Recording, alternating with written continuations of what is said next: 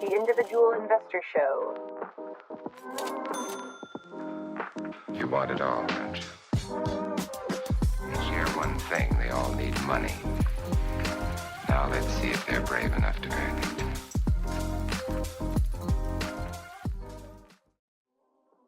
Hello and welcome to the Individual Investor Show. My name is Jenna Brashear, your host for this evening. Thanks again for tuning in. I hope you all had a wonderful week. So as we all know, investing in the stock market has never been easier. And every year, technology advances translate into more tools and resources for investors to use. And not to mention, the cost of investing is lower than ever, and the variety of assets offered by brokers continue to widen, which makes investing more accessible for everyone involved. So whether you're someone who has stayed with the same broker for 30 plus years or just want to be able to suggest brokers to a friend or a family member, we released our annual online discount broker guide, which compares the top industry leaders on various offerings and services. Tonight's event is the Individual Investor Show, the Discount Broker Face-Off. So for this week's episode, we sit down with AAII's research team to chat about their findings in our annual discount broker guide. Each year, AAII takes an in-depth look at the current crop of online discount brokers and compares them on their customer service, fee structure, data analysis, educational resources, order interface, and more.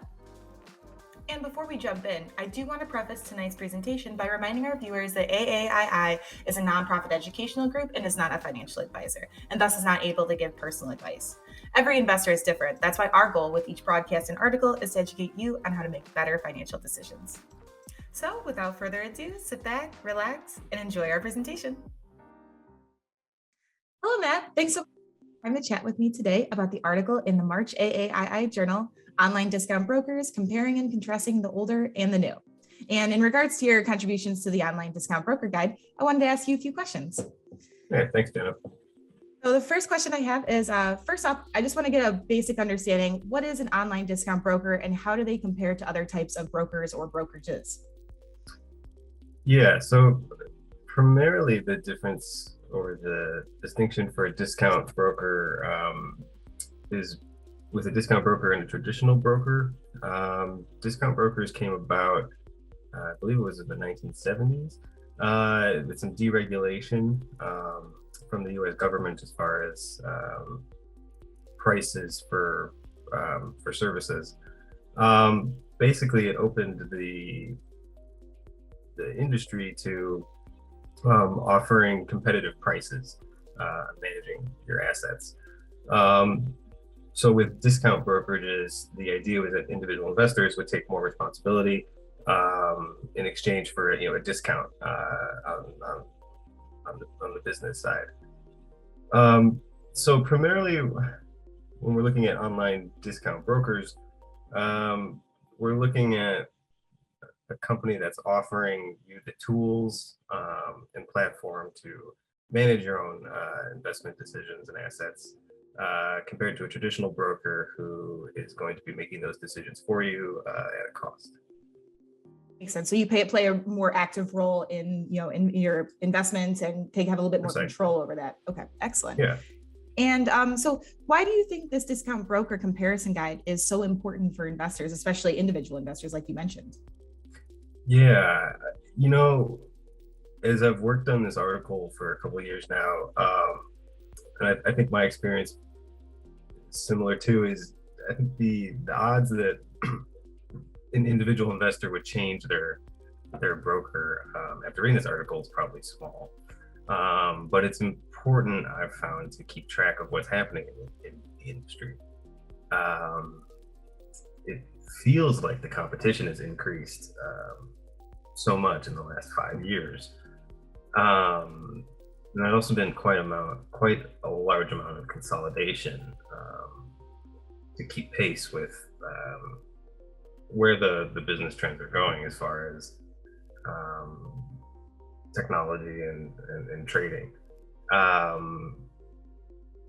Each year, we kind of have to adjust how we, especially the last few years, we've had to adjust how we approach the guide, the information we display. And I think that in and of itself is a reason why it's important to look at this guide every year. The information on a basic level that investors need to think about when it comes to choosing their broker guide has changed so much, or choosing their broker has changed so much. Um, for instance, this year we switched to more of a table that shows all features and just kind of confirms whether or not a broker offers one. In the past, our tables were more so highlighting and comparing prices. So I think the broker guide is just it is at a basic level. It's just a good reminder of what's occurring in the industry, and that way, if there's needs that you think are not being met by your broker, perhaps here are some options for you to take your interest elsewhere. And I could see it. I could definitely see, people who have been investing for, 30 or 40 years, seeing maybe a discrepancy in, their broker or something like that and wanting to change, or if, just maybe validating that they have the right one that, and then they want to stick with it. So that makes sense. And I did want to ask you, so we did survey AAII members when compiling a lot of this data for the online discount broker guide. So I just wanted to get a little about background information on how did we survey and what were some interesting findings? Yeah, so our sampling is always, for a survey like this, our sampling is always same kind of basic procedure. We're looking at an nth of membership. From there, it's, just sending out the survey. There's some general questions we ask every year, so that way we have a history to look at as far as response. And then there's also usually a few new questions. We always try to have some slight angle to each year's broker guide. This year, what I noticed specifically, which I thought was interesting, was we began. What was interesting this year was the difference in the response to members' usage of mobile apps. A couple years ago, we did a broker guide that focused on mobile app usage, and what kind of offerings brokers offered to their mobile apps. At the time, I was actually, maybe it's not surprising for the demographics of AAII in general, but I think it was 60% of our members said they didn't use their mobile app. This year, there was actually a pretty sizable difference or change in that now there's 10% more people that are using their mobile app to access their brokerage account. I think that's probably one of the more noticeable changes amongst the survey responses we got. I think just the other thing that I find interesting too is when we're looking at these angles for the annual guide, usually it's new features. Most of our members tend to probably be a bit lagging in picking those up, which I think just points to demographic changes and even the changes or differences in what the discount brokers are offering that we're looking at. When we ask about fractional shares or crypto, those are typically large promotional items of your newer, more basic, bare bones discount brokers like Robinhood. And our members generally don't really use those brokers. They're using your kind of large top five, Fidelity, Schwab, Vanguard. And so it's interesting to see that while there's so much promotional activity, interest and buzz around these new features like fractional shares or crypto, from our survey, it's not the most important thing that our members are interested in. It was interesting. I noticed that, just from reading the guide that a lot of people, a lot of our members were focused on, security or the accessibility of the trading platforms more than, like you said, the cryptocurrency or, fractional shares portion. So that's interesting to see. Yeah, security and privacy got, I think, the highest response. It did. It just seems like one of those, it's almost one of those things you take for granted, but I think we're seeing more and more how important that is. Yep, exactly. And I get it, when you put your money and information and data, you don't want it to be, used incorrectly or sold or anything else. So it makes sense. And I did want to ask you, you mentioned, having more of a focus on fractional shares and cryptocurrency. But I also wanted to kind of delve into that and also any other additions that we included in this guide that brokers were now offering this year. Well, really, those were the two main things that we looked at. I mean, I think the other, it's not a new trend, but it just continues to be the trend, is just the race toward, absolute zero for prices as far as fees, especially trading fees. Um, really, if you're with a discount broker and you're paying transaction fees for basic securities like ETFs, shares of ETFs, or shares of stocks, um, you shouldn't be paying to trade those anymore. Um, like I mentioned before, that change or that addition, or however you want to see it, um, altered totally how we display the information in this year's annual guide. But no, I think really the two, that being a general background trend, the two new items are cryptocurrency, which is still so nascent. It's not really even regulated well yet, and fractional shares. Fractional shares are interesting because largely that's probably your broker that's taking care of the fractional element. So in that case, you're looking for a larger discount broker, such as Schwab, that has the trading capacity to offer you that option. Smaller discount brokers may not offer that. We've also seen fractional shares become a way of getting younger. I guess it's also a target. Again, talking about demographic changes, I think fractional shares are aimed more at beginner investors, or people with fewer assets to begin with. Generally, probably if you are a more experienced investor and already have and start with more savings or disposable income to invest, you're probably less concerned about not being able to buy whole shares.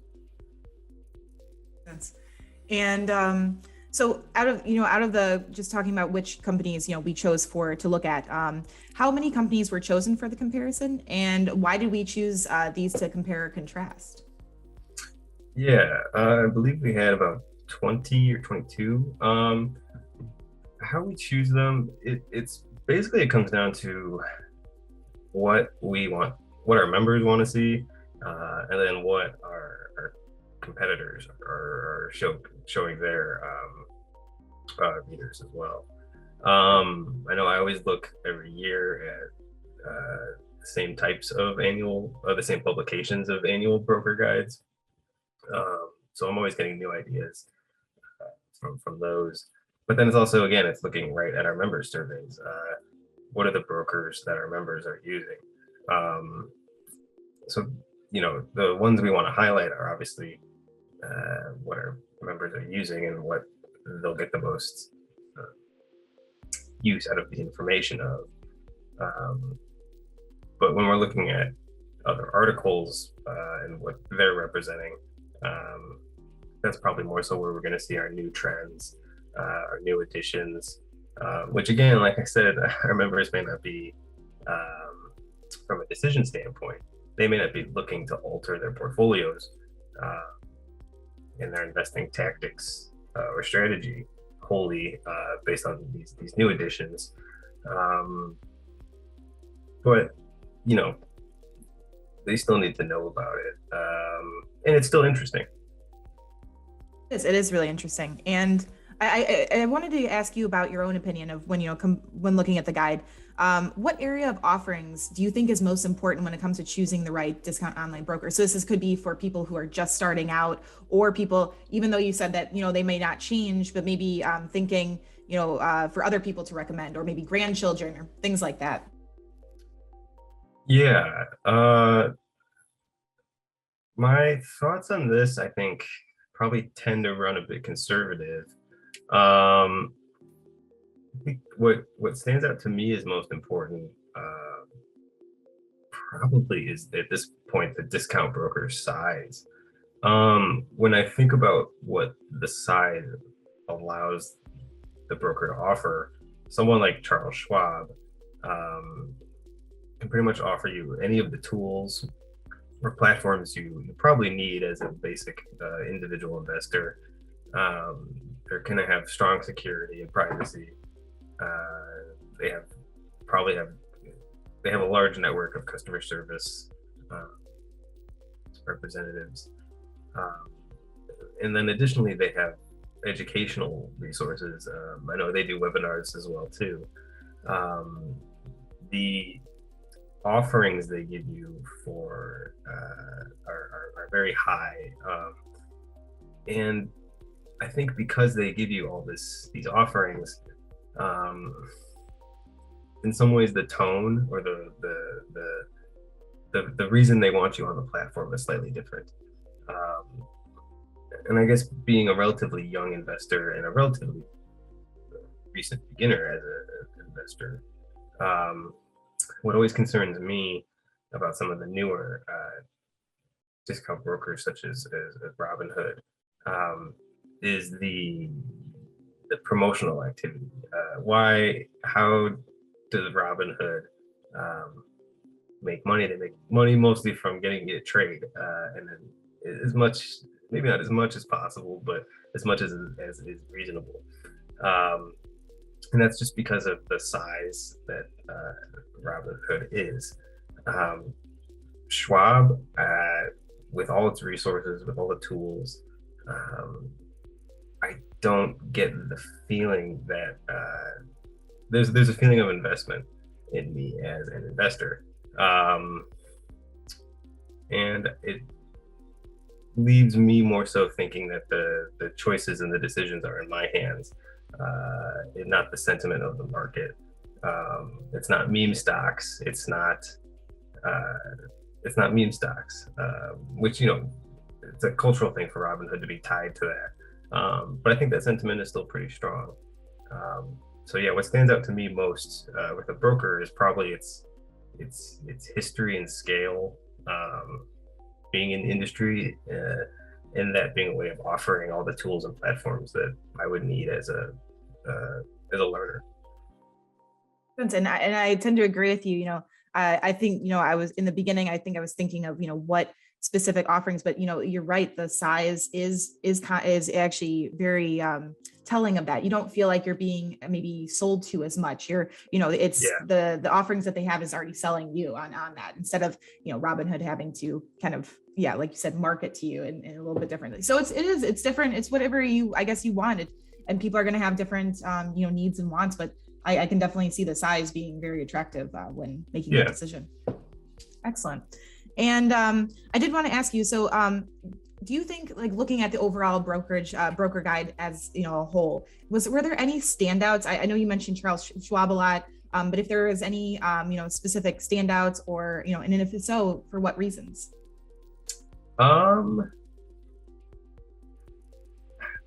This is one of the things that I started to light upon last year with last year's guide. I have a hard time picking one standout broker, especially amongst a group of 20. But the main reason why it's so hard is because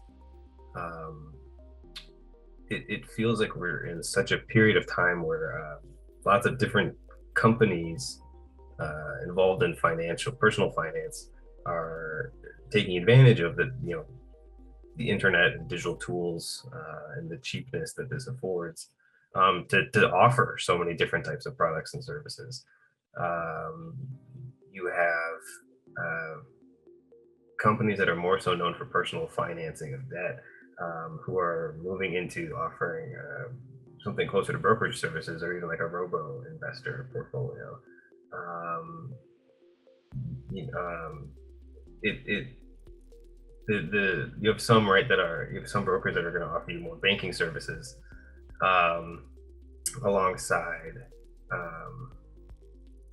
almost like a hybrid approach, really, between a broker and, say, like a credit card company or a debit company or your banking company. There's so many new features amongst some of these innovative companies. It's hard to pick just one that stands out. I think probably for each category, there's probably one broker, right, that shines as the best example. I'm always using and talking about Charles Schwab just because that's my experience. That's my broker. I know what I'm talking about, relatively speaking, there. But no, I think if not one stands out to me, it's just that there's such a diversity of options and choices right now. It's hard to just pick one on one variable. Sounds good. Well, thank you so much for making time to chat with me today, Matt. I really appreciate Thanks, it. I learned so much about the Discount Online Broker Guide, and I definitely want to delve into it a little bit more on my own. I just wanted to remind members that they can access this year's guide by visiting AAII.com/journal. And yeah, thanks again, Matt, and have a wonderful rest of your day. Thanks, Jenna. You too. So my first question I have for you is, why does AAII do a comparison of online discount brokers every year? Yeah, I'm sure something that's something that readers often wonder as well. But despite the general content of the article and the layout being very similar, the reason that we are doing the same or similar article year over year is primarily due to the differences in the landscape as brokerages continue to change. And for example, 3 years ago, fees were something that was very common. And at this point in time, a lot of those fees have been completely foregone. So it's nice to see what kind of changes are happening year to year, and generally what is happening with brokers that we've covered in the past, as well as new ones that we are choosing to include. Excellent. And yeah, that's a good resource for new investors and seasoned investors as well. Definitely. So you did cover, you did the portion on robo advisory services. So I wanted to ask you, in the annual discount broker guide, you looked at data in regards to robo advising as a whole. So what is robo advising and how does it work? Yeah, so there's a couple of different formats of robo advising. Although I would say the most common is probably utilizing one of the brokerages such as Wealthfront or Betterment or Acorns. And what it does is there's sometimes a fee associated with it, but the ones that are more centered around it, there typically is no fee. And it is essentially a survey of what the investor's needs are and their pursuant strategy. And then the robo advising and uses AI to correctly determine the allocation of whatever type of investing you're doing. So for someone more aggressive, that may include more exposure to large cap ETFs. So yeah, I mean, it's just a survey, which then meets your needs accordingly. And what does the growth of robo advisory services indicate for online brokerages? I think certainly everybody can agree that AI and machine learning are going to slowly overtake a lot of different aspects, from social media to general technology and how businesses are run.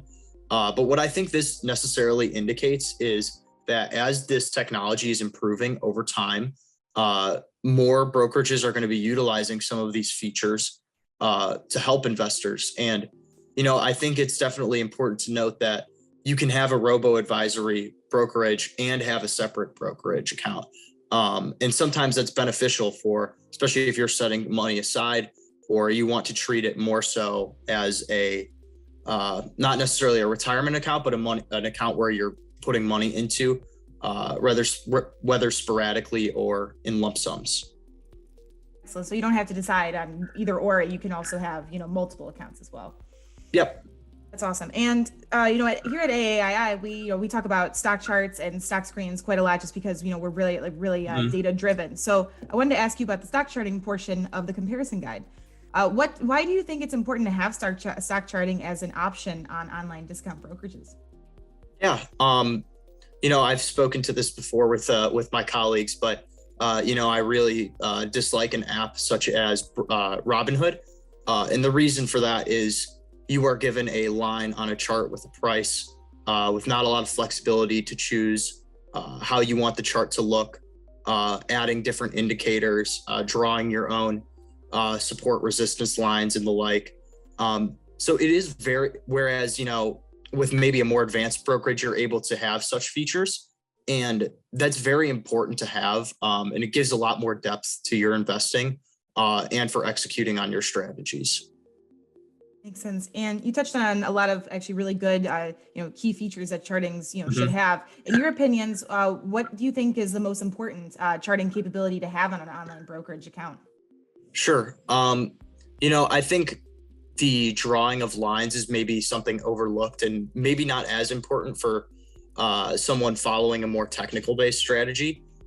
Therefore, I'd have to say that the ability to add different indicators to your charts or that overlay the charts, such as moving averages, or things that can go below the chart, such as relative strength index, are very useful and definitely provide more depth. I would say something that gives you options to what you want to be looking at is very essential for having charting capabilities. And you covered the trading platforms as a whole. So I wanted to ask you, can you explain how you researched the different trading comparisons in the overall comparison? Yeah, so trading platforms is kind of a unique section because it really has a lot to do with user experience, which is going to be different from one person to another.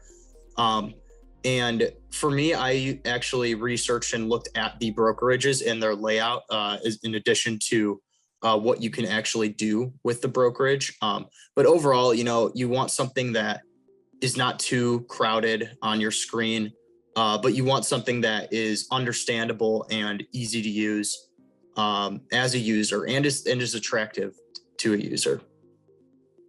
That's a lot. I could see that being a very important for a lot of investors, especially if they're, using on their desktop or mobile, depending on their preference. And then also, it was mentioned in the article that certain online brokerages were geared towards certain levels of investors, such as novice, intermediate, advanced. So which brokerages were better for each category, and why do you think this is the case? I think something that people will notice is that the ones that were classified more towards beginner investors are ones that heavily utilize robo-advisory services or ones that don't give a lot of depth, such as Robinhood, which I believe was one in there. And so really, like I said, a lot of the differences come in what additional features can be had from stepping up. So, I think something to highlight is definitely Acorns and Betterment. I think those are very simple robo-advisory ones that have good layout, as well as Stash and Stockpile is another very interesting one to consider. So again, I am going to say that I think all of them deserve attention, but I will say those were very critical to that novice section. More to the intermediate, I can't speak highly enough about Webull. That's the one that I prefer to use. I think it gives you a lot of options for both using it on a desktop and on your mobile device. And overall, these ones are much more flexible. You have a lot more options than ones in the novice. And as for advanced, I think it will be no surprise to the ones that are in there, which includes Charles Schwab, E-Trade, Fidelity, TD Ameritrade, and all of these brokerages that are really staples for someone who's an advanced investor. They give you not only a lot of options, but they have a great layout. And I can't recommend those ones enough. And thank you for commenting on that. I definitely can see where, where even at AAII, our members, that are more seasoned or more advanced, they tend to, want more resources and education tools and, actual stock screens and capabilities like that versus our, it changes depending on if you're novice or intermediate. So it makes sense. Mm-hmm. And overall, what can investors learn from reviewing the annual discount broker comparison? I spoke to it in that first question you asked me, actually, but I think overall the landscape is changing with how brokerages are going to be utilized by institutions and individuals. And I think it's important to note the differences and to find the one that best meets your needs. Because there's a lot of them out there. Obviously, we had some new additions such as Moomoo this year, which was one that I had never heard of previously. But all of these brokerages deserve equal attention to maybe understand what you like and what you don't like about a brokerage. So overall, as an individual, you have to pick the one that best meets your needs. And, so we talked about, stock charting and trading platforms. Out of all of these different sections, what do you think, in your own opinion, is the most important to have, or what would make be almost like a make or break it if you're trying to decide which brokerage to use? I think this one's very preference based. But in terms of the sections that I covered, I actually find trading platforms, the section just about the layout and the utility of the brokerage to be the most important. I think at the end of the day, if you're going to be looking at something a lot, you want to make sure that you understand it and that you like looking at it, and you can use it on a day-to-day basis. So I definitely think that's very important. And like I also mentioned, if you're beyond that novice level, I think having stock charting capabilities is essential to growing your strategy and to learning more about investing. So excellent. Well, thank you again for chatting with me today, Adam. I really appreciated learning more about the online discount broker comparison guide. So I just want to mention real quick that members can view this guide in the March 2022 AAII journal issued by visiting aaii.com/journal. So thank you so much again, and have a great rest of your evening. Thank you. You too. Hi, Jack. Thanks so much for joining me today to discuss the newest article in the AAII journal, Online Discount Brokers, Comparing and Contrasting the Older and the New. And as a member of AAII's research team, we wanted to chat with you about what was covered in this year's annual guide. So I'll just jump into the first question. What role did you play in researching for the Online Discount Broker Comparison Guide? Yeah, so each person was assigned different brokerages, and they were to kind of compile and do the data based on that and try to find out the similarities and differences between the brokers that are out there today. And additionally, I compiled and wrote the section on mobile trading apps, as well as doing the user surveys that were sent out to AAII members. Excellent. And so from previous years, was there anything new or anything that changed between comparison guides from year to year?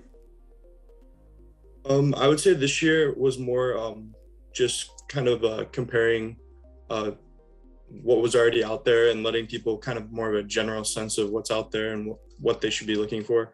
I know in years past, they did more focus on mobile apps and focus on fractional shares and stuff like that and new features. Or I think the previous year was actually fees, because a lot of brokerages started dropping trading fees. So that's kind of just like a standard thing now.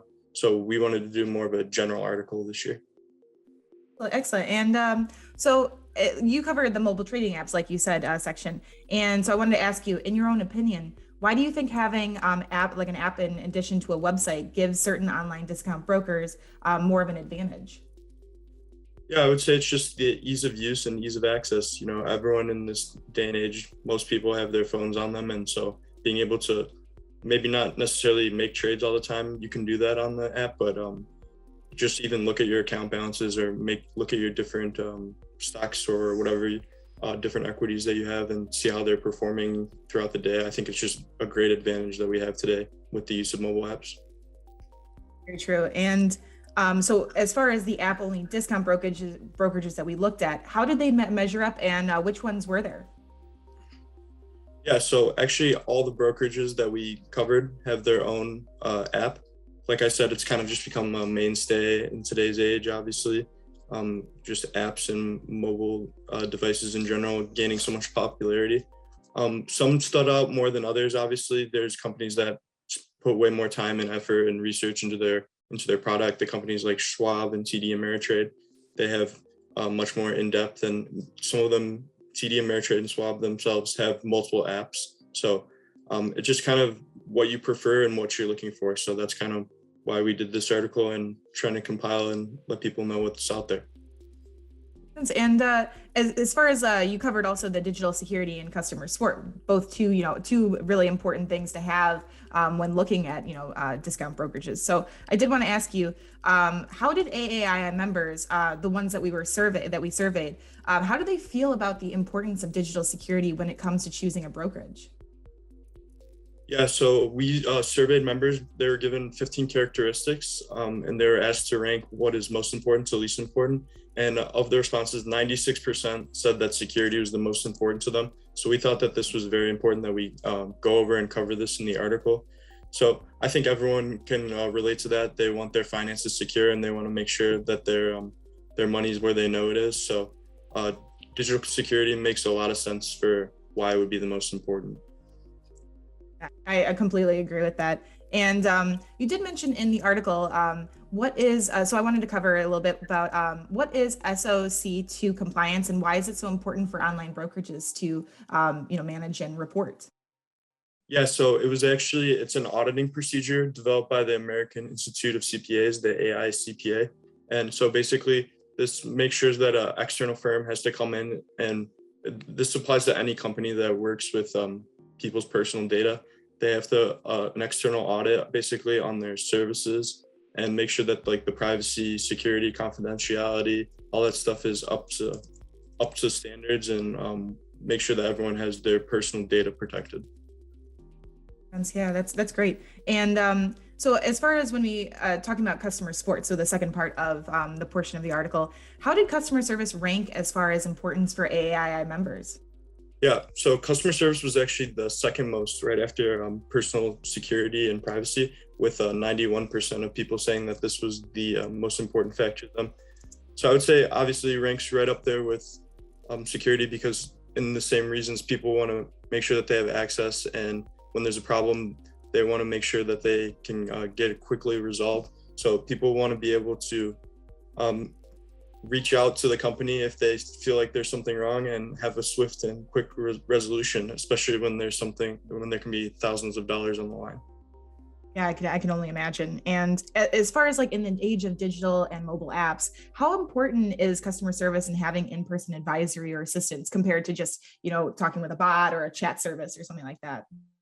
Yeah, so having a bot versus an in-person is very important to some people. Obviously, they would rather just talk to a person, but some problems can be very minuscule, and so having this ability to have like automated services and replies right away, it could really help someone resolve their problem a lot faster.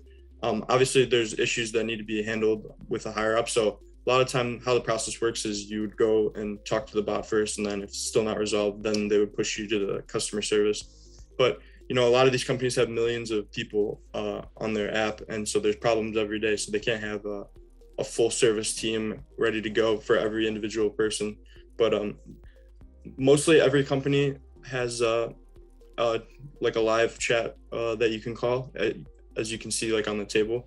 But some don't offer this, and some only offer the bot. So if customer service is very important to you, like it is to a lot of members, that might be something to keep in mind when trying to decide which brokerage you want to go with.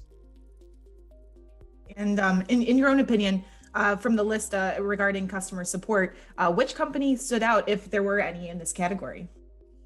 Yeah, I think I don't want to sound like a broken drum, obviously, or a broken records, broken drum. But a lot of these companies, like the bigger companies, just do the best, and that's why they're the big companies. So the Schwabs, the TDs, the Fidelities, these companies have millions of dollars of resources available to you to use. So that includes customer service. And so that's why they're the big companies, and that's why they continue to be the big companies. Great. And just kind of to look at the comparison as a whole, what can investors learn from reading this article and this comparison guide? Yeah, I think this guide is extremely helpful when trying to decide which brokerage you want to use, or maybe see what another brokerage has to offer. A lot of these brokerages have just sort of a base level where it's kind of just a standard now. But there is some of these companies that have things that stand out, or different services that they're able to offer. So just kind of understanding and seeing what might be out there is very helpful to our members, I think.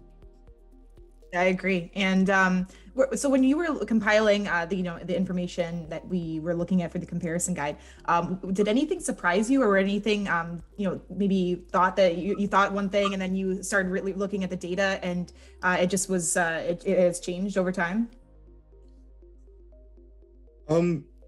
I would say just regarding how many brokerages there are in general. I mean, there's a lot that I had not heard of previously, and now that I'm more aware that they're there. And so I think it's sort of crazy to think about how big investing has grown, and we've seen this huge boom, especially just over the last 2-3 years. And I think it's just going to grow as more people learn and understand why investing is so important. Great. And I think, yeah, all these, having a good, mobile platform and having, additional security, these are all things that, people want in the apps that they're investing in. So it makes it even more attractive for just the average Joe to start investing, which is excellent. And just to sum it all up, I wanted to ask, when you were compiling the data, what did you learn from working on this year's online discount broker guide? But just looking at the data, I would say I learned actually how secure and like how much effort goes into these mobile apps. And so personally, I wrote the section on mobile apps. So just kind of understanding like the baseline procedures that take place, and like learning things about like the audit procedures, the SOC2 compliance. Like I thought that was very interesting. I had never heard of stuff like that before. So just seeing like all the procedures and underlying stuff that you don't really think about that are in place, I thought that was reassuring somewhat and pretty impressive. Hey, Jack, I really learned a lot about digital security, customer support, and understanding, how important these aspects are to the, individual investor. So yeah, I appreciate you taking the time, and I hope you have a great rest of your day. Thank you. You too. Thanks. Hi, Dylan. Thanks so much for taking the time to talk with me today about the article in the March AAII journal, Online Discount Brokers, Comparing and Contrasting the Older and the New. What role did you play in researching for the Online Discount Broker Comparison Guide? So my specific sections focused on education and beginner resources and research and analysis tools. In your own opinion, why do you think the number of educational resources is important when selecting a brokerage? Because I think the number of educational resources is a chance for individual investors to learn more about various investments and potentially broaden their horizons. So if a brokerage doesn't have a sufficient amount of educational resources, it essentially could limit what the investor can do in the future. What specific resources could be beneficial for novice investors to look up in a brokerage? Specific resources that I always look at, and I think that are very beneficial for all investors, would be analyst reports. I would just look at the company's, copy of their statements that you can find typically in any brokerage website. And then the other ones I would look at would be just maybe a couple of their ratios. So, if they've got a dividend yield, market cap, things like that. Follow-up, are there specific resources even advanced investors may find helpful? Did any brokerages have more advanced tools rather than just simple investing basics? So for advanced investors, I would say it really comes down to picking your strategy. And once you have a strategy that's picked, you can use more advanced screeners and things of that nature to really hone in on specific areas. Which brokerage, if any, stood out in this category for offering educational resources? Yeah, I'd say that Charles Schwab offered a lot of educational resources, and as well as TD Ameritrade. They had a wide variety of things just on across the board with a ton of different investments. So things like options insight, stocks, bonds, everything. What types of analytics or research tools may investors find helpful? I would say analytics and research-wise, stock screeners, bond screeners, but also, like I said previously, analyst reports have a lot of more industry analysis, and I think that's a huge part of investing, is understanding the industry you're investing in. Which brokerage accounts had more in-depth analytical features rather than just the basics? Again, this would be the large brokers such as Charles Schwab, TD Ameritrade, Merrill Lynch. You had a ton of analyst reports you could access. You had a ton of just overall data, financial metrics, ratios pertaining to liquidity, leverage, all sorts of metrics that can help you kind of determine, is this a smart investment for me? Why should an investor care about the research and analysis tools an online brokerage may offer? You should care because essentially when you pick a broker, you're kind of picking a spot to begin your investment career. And if you don't have the sufficient analytical and research tools, you're going to have to either find that from a different resource, which can be challenging, and it's going to sort of thin your resources. In your opinion, should investors look out for online brokerages that have tools developed with mobile interface in mind? How does this help? I think it can help, but I also feel that there's only so much you can put on a mobile device. You're better off, getting that desktop platform. However, I think mobile apps are helpful in the sense that you can check your portfolio, maybe read something. But as far as maybe more advanced technical tools like screens and things like that, it might be more difficult. So I would say it really is about kind of finding the balance. Were there any brokerages that stood out in this category? Yeah, so I would say in terms of brokerages that have mobile apps, one that comes to mind is obviously Robinhood. Something to keep in mind though is the mobile app kind of space is still very much growing. So a lot of these new apps are not yet perfected, and a lot of the analysis and tools that you would find on your desktop might not be available on a phone. However, some of the more mainstream larger brokerages like Charles Schwab, they have an app as well. Overall, what can investors learn from the annual discount broker comparison? I think the key takeaway is that every brokerage app and website have, they have different features, and it really depends on you as an investor, where your level of expertise is, what do you want your experience to be. And the brokerage article provides an in-depth kind of look at a variety of different categories and some of the more prominent brokers in each category. What did you learn from putting this annual comparison together? So I learned that there's a ton of options, and they really are not all the same. There's varying levels of, I guess expertise levels. I don't really know how to put it, from beginner to advanced. Some are much better for beginners versus some are better for advanced, really. Is there anything else you'd like to highlight from the article that we didn't mention here?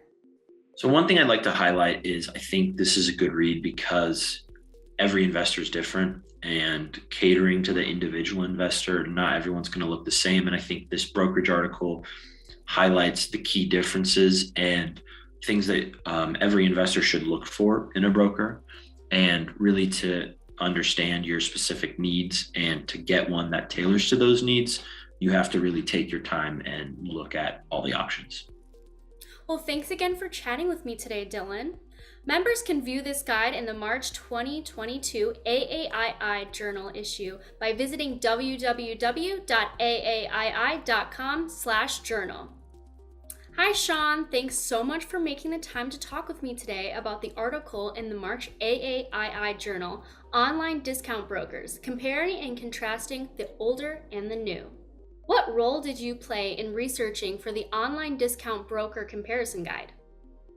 Yeah, so I researched a handful of brokers such as JP Morgan, Merrill, and a few others, and collected information on them based on a wide range of different categories, and then took a more in-depth dive looking at the different investment options that all of the brokers offered. Awesome. What should investors consider before choosing an online discount broker? I'd say the most important thing would be understanding their needs and goals as an investor. There are such a wide variety of options for brokers with a lot of different offerings. So the most important thing is understanding the style of investing that you want to do and your goals. In the article, you mentioned fractional share trading. What is this, and why do you think brokers are now offering this as an option to the investors? Yeah, so fractional share trading allows you to, instead of having to buy a full shares, you can buy half or a quarter of a share. So for example, stock like Chipotle, that's fairly expensive. If you couldn't afford that or if you didn't want to invest so much money to buy the full share of the stock, then you could buy a set dollar amount that you want, or say half a share or a quarter share. And that allows a lot more younger investors who typically don't have as much money to be able to invest in stocks like that. That's really cool.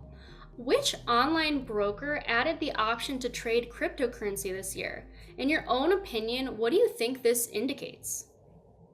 Yes, there are actually quite a few I was surprised to find that are offering cryptocurrency, like Robinhood, Webull, Stash, and a number of others, mainly offering Bitcoin and Ethereum were the most common. TD Ameritrade as well offers Bitcoin futures, which stood out as unique. And I think this just shows the more mainstream adoption of cryptocurrency over the past year and how big it's becoming, even with companies as big as JP Morgan offering that to clients now as well. So it's really cool to see. Why should investors care about the types and amounts of investment options offered before choosing an online discount broker? Yeah, so it's important for them to understand if the broker has the tools and investment options and vehicles that they want that will best meet their needs. So if they're a more passive investor, if it has more mutual fund and ETF offerings, or if they want to be more diversified, having bond offerings, ETFs as well, individual stocks, things like that. Similarly, why would an investor worry about an online discount broker offering various orders and types? Yeah, so if you're more of a technical trader who uses more technical analysis and charting and tools like specific order types like stop limits and things like that, it's important that you pick a broker that allows you to use those tools to match your investing style. Follow up to that, should an investor care if their brokerage doesn't offer these options? Would this constitute a switch? I think if they were looking to change up their style of investing, or their broker maybe didn't offer all of the things that they would want to include in their investing, whether that be the order types, like you mentioned, or say they wanted to get involved in cryptocurrency, then maybe that would be an opportunity to explore some of the other brokers that are out there and see if there are others that better fit their needs. Overall, were there any online brokers that stood out in this category? Yeah, for me personally, I would say TD Ameritrade stood out. Number one for their cryptocurrency offering with Bitcoin futures. They were the only broker in the guide that actually offered that. And along with that, they offer pretty much all investment types, bonds, mutual funds, ETFs, a wide variety of order types as well. And overall, just really checked all the boxes. So. What can investors learn from the annual discount broker comparison? Yeah, I think the main thing that they can learn is that there are a wide number of options out there, and they can find something that best fits their needs. And they don't have to necessarily stick with one broker. They can explore others and kind of find which ones that they like best and which ones best meet their investing style and their investing needs. What did you learn putting this annual comparison together? Yeah, kind of similar. There were a lot of brokers out there that I didn't even know existed. So I learned a lot about that and all the different options they had. And the main thing that stood out with that was the large number of brokers that offered cryptocurrency. I feel like that's something that's still relatively new. So it's kind of surprising to see the large number that are offering that now already. Awesome. Is there anything else you'd like to highlight from the article that you didn't mention here? Yeah, so I'd say for beginner investors, there are actually a lot of options out there as well with companies such as Acorn, which is in the broker's guide. They don't actually offer investing in specific stocks, but what they do is they focus more on the beginner category. So they allow you to invest with their specific portfolios that they make to make it a little bit more easy and understandable for newer investors, which I thought was pretty cool. Well, thank you so much, Sean, for taking the time and talking with me today. And thanks for all your insights. They're really helpful. Thanks for having me. And now for a message from our friends at Discover Bank. We know as individuals interested in building investor wealth, you never want your money to be idle. Even small dollar amounts for short amounts of time should be working for you. With that, we're pleased to share information from our partner Discover Bank on deposit accounts that keep your money moving. You can choose from several options to help you meet your short-term or long-term financial goals. The best part? All of the deposit accounts offer preferred member rates. Take a look. With Discover, you can earn over 5 times more interest than the national savings average with preferred member rates and pay no fees. That's no fees, period. Plus, no minimum balance is required.